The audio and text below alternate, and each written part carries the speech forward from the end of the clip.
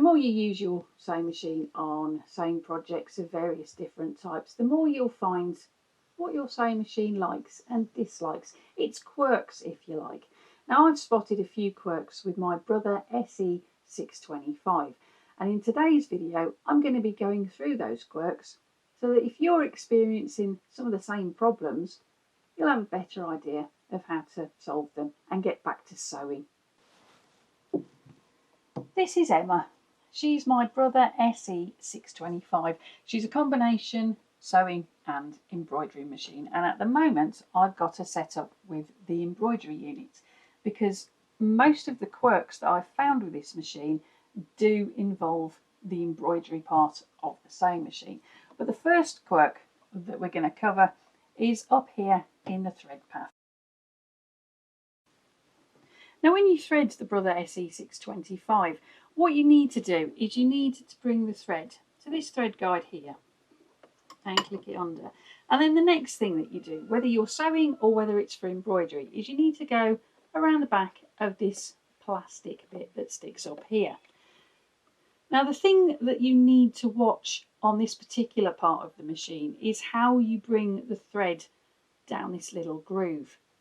And what you need to do is you need to make sure that you stay to the right of that groove. Keep that thread as close to this plastic moulding as you possibly can, because if you go too far to the left, you'll end up getting the thread caught on the internal part of the machine and it'll end up with a thread jam. So make sure that this thread stays as close to the right hand side as you come down through that gap as you can possibly get.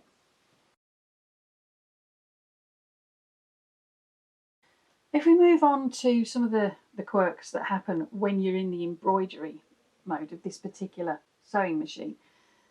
This machine loves all-purpose thread, and I tend to use all-purpose thread for pretty much anything. In fact, I have been known to use all-purpose thread for embroidery designs, and I've got a very good reason for doing that. Most of the time, if I use all-purpose threads with this particular Brother SE625, I get better results. I get fewer thread breaks. The threads that this particular Brother SE625 is less than enthusiastic about is this. This is a box set of Bro threads, and they are specific embroidery threads, and they come in the colours that match Brother embroidery designs. Now I used to recommend Bro threads for Brother machines in particular because they do match the colours that are used in designs that are compatible with Brother embroidery machines, but I don't anymore.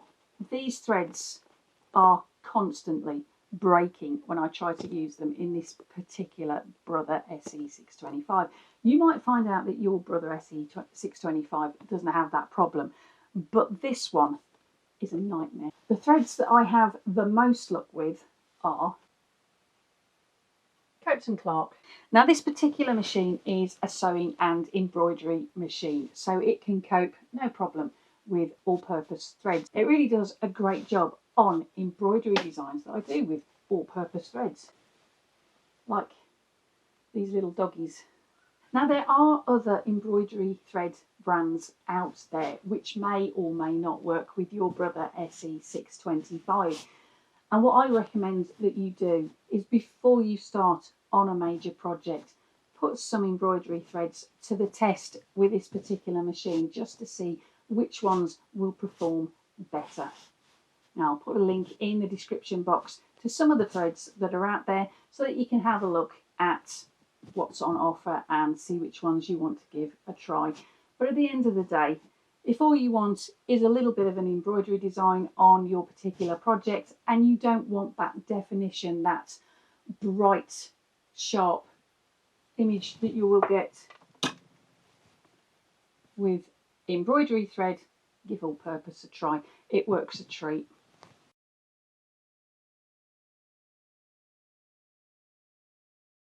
The next quirk that we're going to cover is in this part of the sewing machine, and it's actually this bit.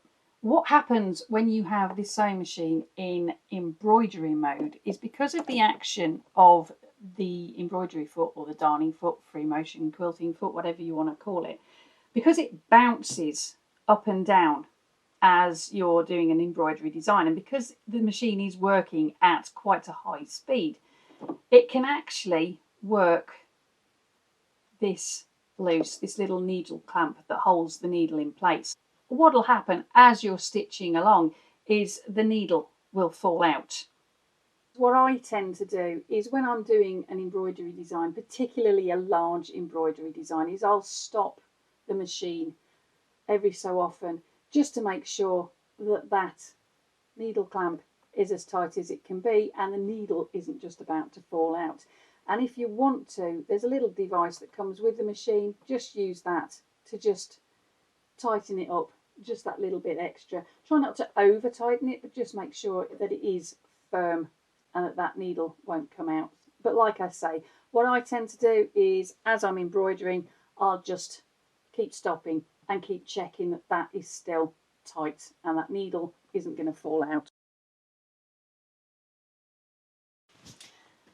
Another quirk with this particular machine that I've noticed while it's in embroidery mode is with this bit here. Now I've noticed that this automatic needle threader is a little bit pernickety about thread, and this is another reason why I tend to use all-purpose thread when I do embroidery designs. If you put embroidery thread on the machine and try and thread the needle using the automatic needle threader, it doesn't work.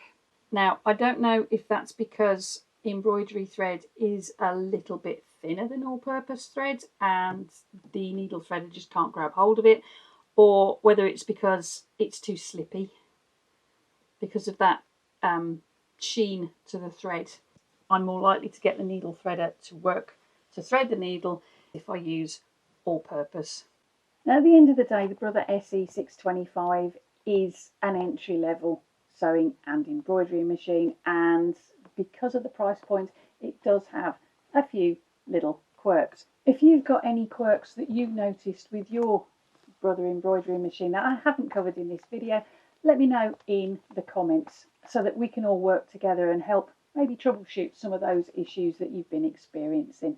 I hope you liked today's video, and I hope it's helped you solve some issues with your Brother SE625. If you did like the video, give it a thumbs up. And why not consider becoming a member of the channel by clicking the join button just below the video screen.